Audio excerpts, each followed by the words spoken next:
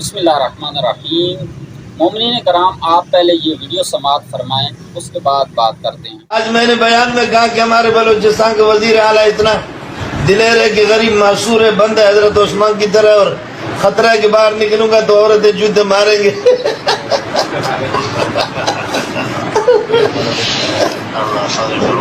अल्लाह ताला आपकी मदद फरमाए, आपकी हिफाजत फरमाए। बहुत मेहरबानी, बहुत मेहरबानी। यादावरी का शुक्रिया। सलाम। बिस्मिल्लाहिर्रहमानिर्रहीम। मोमिनीन कराम, आपने वीडियो समाअत फरमाई।